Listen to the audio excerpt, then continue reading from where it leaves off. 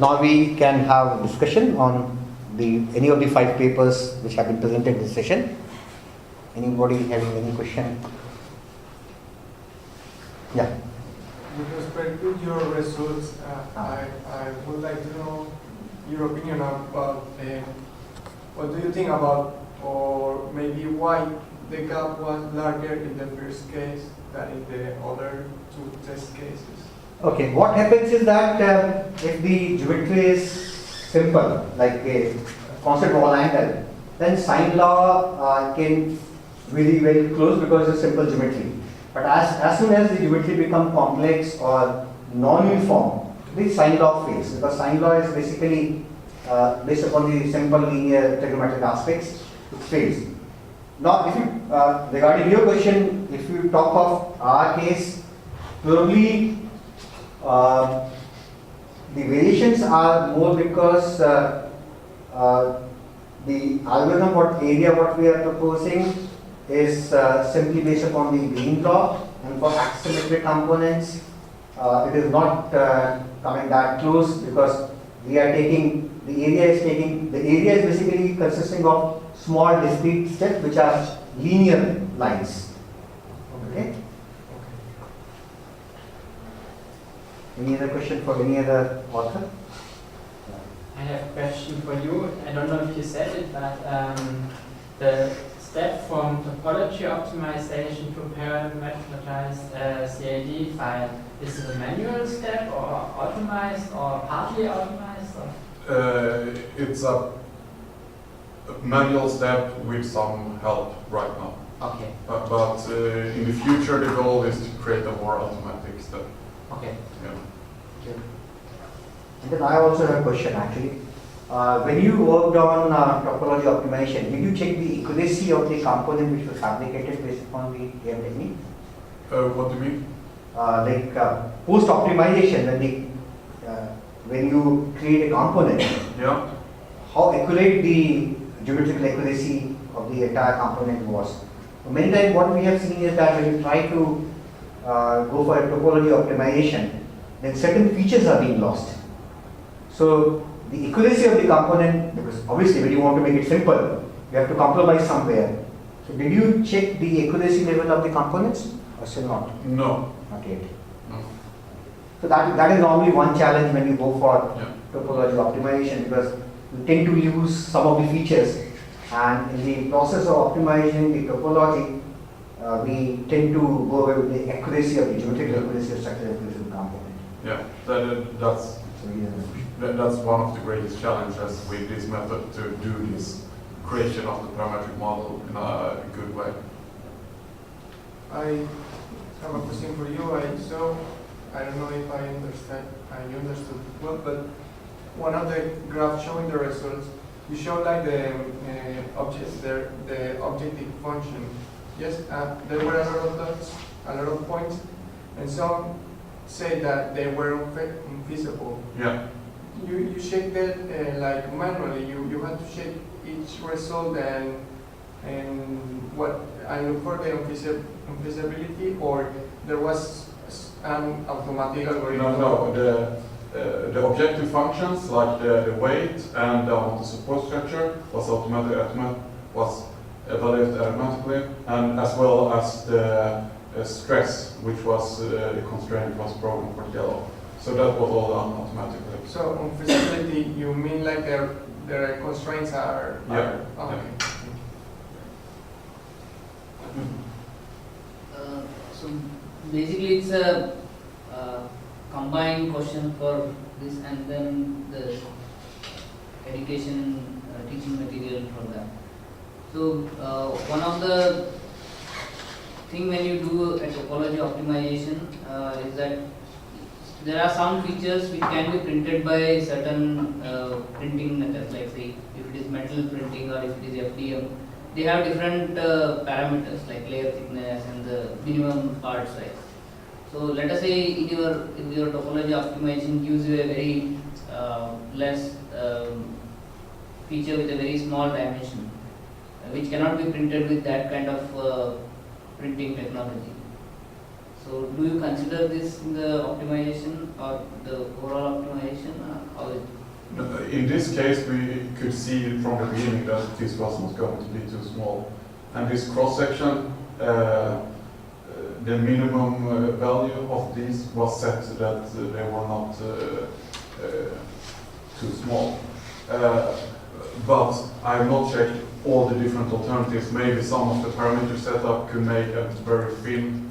I'm not sure about. So one thing would be to implement something as you were That can talking be about. taken as a constraint actually. Exactly. When you're Exactly. putting optimization, Yeah, so you can put the minimum Basically, feature size. that is the question. Like, Yeah. will the That has to come as a constraint because everything cannot be optimized. yes. Limitation of the process. Yeah. Because in their material they mentioned that by considering different technologies, what are the advantages or That's true. That's a one. In my opinion, the optimization is different for each technology. Yes. Because depend on the characteristic of each technology, it's different. Use the technology used in this example. That's for the technology for construction material is different needs to you or other technologies. It's implement the optimization process. The capabilities or limitation of each technology was not designed for the Yeah, one more small clarification. When you mentioned topology optimization, did you write the code or did you use any standard? No, I've used Inspire from Additive. Okay, this is very good. Started. So I have one couple of questions for you. So when you are talking about ejecting components, what you call as basically what you call a high temperature injection. Yeah. So don't you think that when the components are ejected at high temperature, there will be some coupling effect or deformation effect on the component? That's why exactly we want to worry about say how we predict the formation. Okay. That's the whole purpose. Otherwise, it actually becomes more like trial and error, right? You know, say it takes 20 seconds, and you try to shorten it gradually. You can always find out some place that is probably best. But that will be unsure kind of practice. Mhm. But if with the simulation, you will be looking for the optimum things offline, not occupying the molding machine, not stopping it from, it's basically you're cutting the trial error process to a shortest. And also you can have a theoretical kind of guidance. See, if I move forward, backward, how much the variation. So that is the purpose for this work. But that will also depend upon the actual geometry of the object which you have, because Exactly. That's so you can't simulation generalize has to be like specific. different for each geometry. Yes. We cannot generalize unless until we do a lot of Principle experimentation. wise, you can always say, okay, if you fully cooling it takes say 30 seconds, and then in general you can shorten it to some amount. But yes, it is a geometry specific. That is exactly why makes such simulation workable or important, because the simulation is attached to the final geometry completely. Yes. Yes, other question for your presentation. Your research work is related only for the traditional injection, or is possible to apply the results for injection, compression modality, or assisted by gas, injection assisted by gas, or Theoretically, there is no limitation. Basically, standard element analysis. But what I see is this: we based on solid, what we call mode flow. Mode flow is only one market commercial software. If solid, even that software mode flow works, then our approach will work. The synthesis is much more general.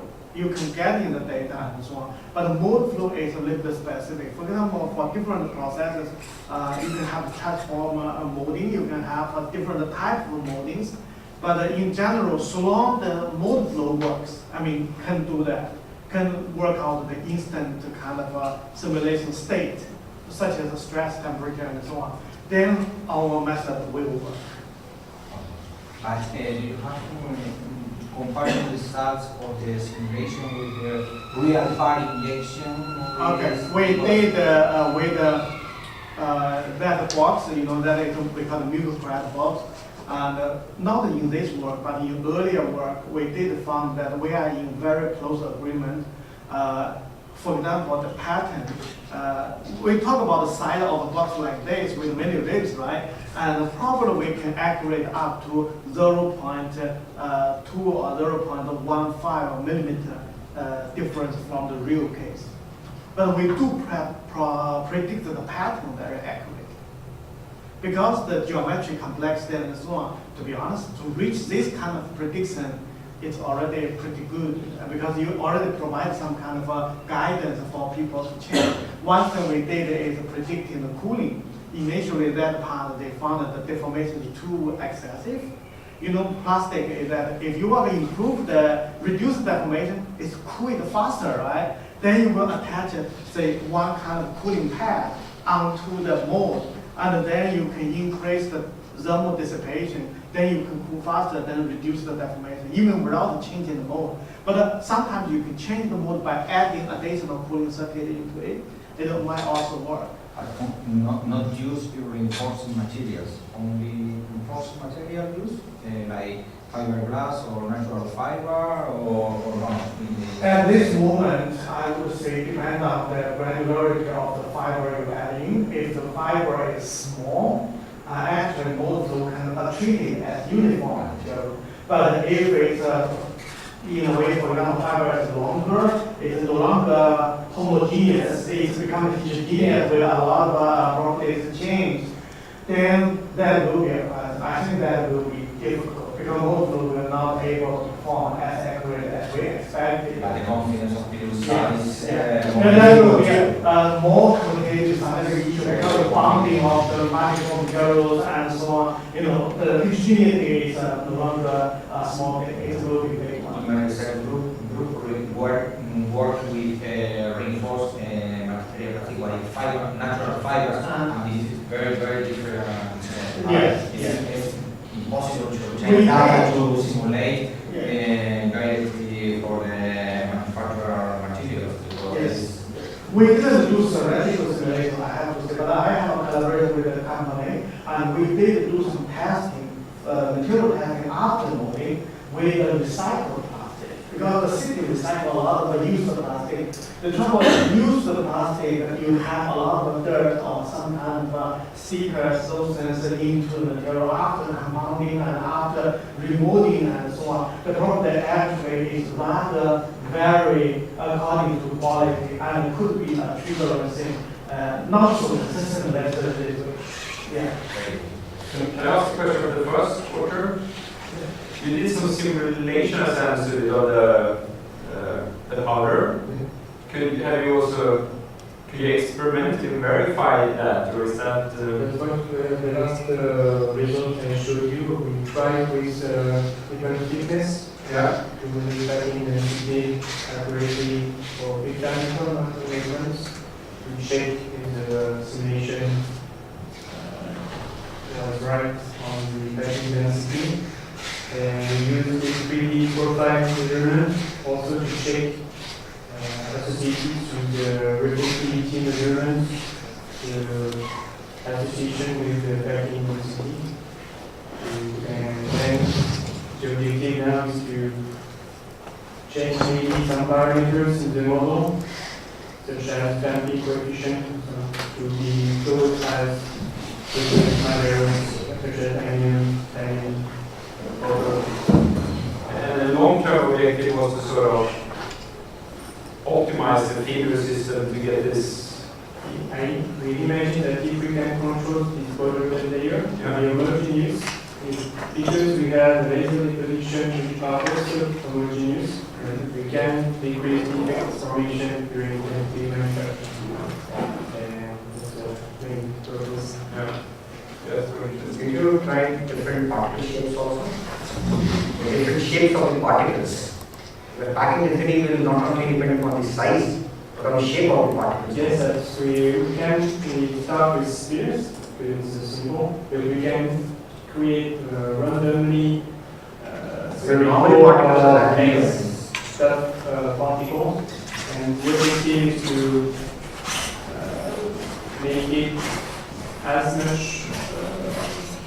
likely has the particle perimetry we observe, and then changing some parameters using metallo to be more efficient during this experimental investigation. So would it be possible to sort of in your model to try to have different, each particle is different and the distribution looks sort of like this is power distribution, so like more